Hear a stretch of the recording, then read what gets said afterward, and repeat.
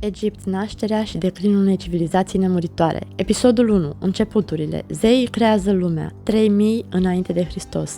La început, Egiptul nu era decât un pustiu acoperit de ape primordiale. Amun-Ra, marele zeu creator, a ridicat din haos prima insulă, Ben-Ben, iar din ea a luat naștere prima formă de viață. Ra a născut primii zei, Su, zeul aerului, și Tefnut, zeița umezelii. Aceștia au dat naștere lui Geb, pământ, și Nut, cer. Iar din iubirea lor s-au născut Osiris, Isis, Set și Neptis. Osiris, primul rege mitic al Egiptului, a adus oamenilor cunoașterea agriculturii, dar fratele său Set l-a ucis din invidie și a împrăștiat trupul. Isis, soția sa devotată, l-a reînviat, iar fiul lor, Horus, l-a răzbunat. Această bătălie divină a devenit simbolul luptei între bine și rău, iar faraonii s-au considerat descendenții lui Horus, purtând coroana sa pe cap ca semn al dreptului divin de a conduce. În zorii lumii, egiptenii credeau că zeii controlau ordinea cosmică, Maat, și că orice abatere era pedepsită de forțele haosului Ispet, vrăjile de protecție. Preoții din Heliopolis murmurau incantații către Ra pentru a-l proteja de șarpele malefic Apopis, care încerca în fiecare noapte să înghită soarele. Purtarea unor amulete în formă de ochi a lui Horus oferea protecție împotriva farmecelor dușmanilor. Pedepsele divine. Cel care rostea numele unui faraon cu ură era considerat vinovat de blasfemie și putea fi orbit pentru a nu mai privi niciodată lumina soarelui. Trădătorii care încercau să fure din temple erau sacrificați în rituri de purificare, sângele lor fiind oferit zeului Set. Episodul 2. Unificarea Egiptului. 3100 înainte de Hristos. Înainte de a fi un regat unit, Egiptul era împărțit în două tărâmuri: Egiptul de sus, condus de războinici puternici, și Egiptul de jos, un regat al bogăților și al comerțului. Primul faraon, Narmer sau Menes, a unit cele două regate și a creat prima dinastie.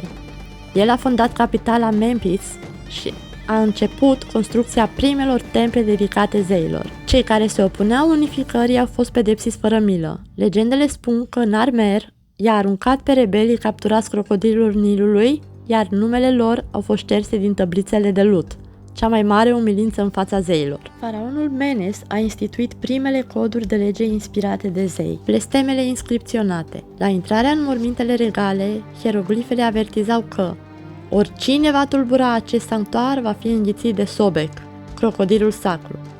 Unele inscripții conțineau numele trădătorilor scrise pe cioburi de lut și sparte de preoți, o practică numită execratio, menită să distrugă sufletul dușmanului. Pedepsele ritualice.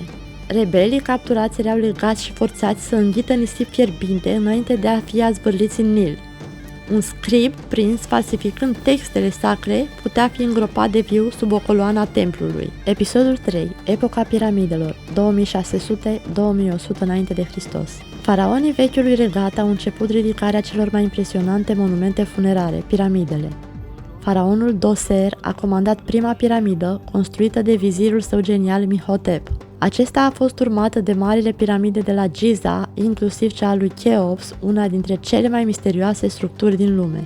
Muncitorii care lucrau la aceste colosale monumente credeau că participă la o lucrare sfântă, dar munca era grea și periculoasă.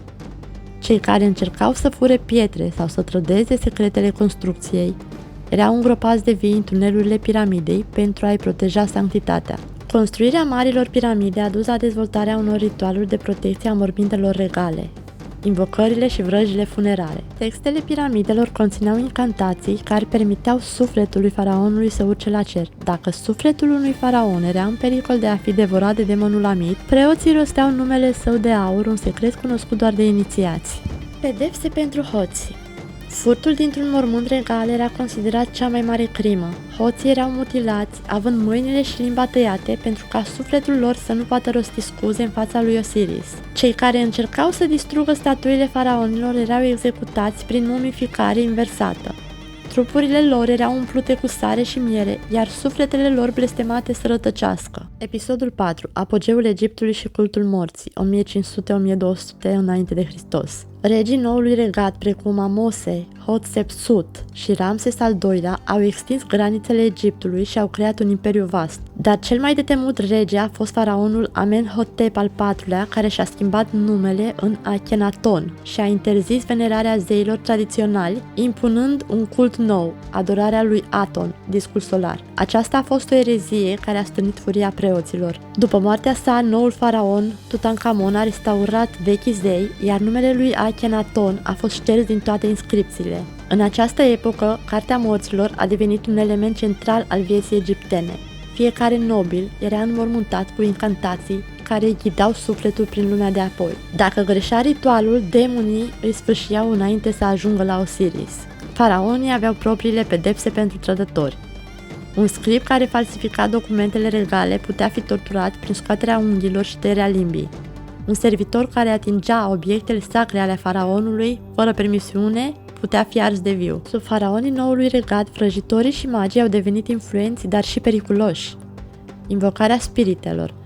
În templele din Teba, preoții foloseau oglinzi de obsidian pentru a comunica cu sufletele faraonilor morți. Unele ritualuri implicau sacrificii de animale, în special șerpi și pisici, pentru a obține viziuni din lumea de dincolo.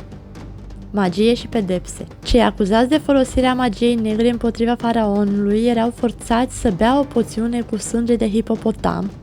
Dacă supraviețuiau, erau declarați nevinovați. Episodul 5.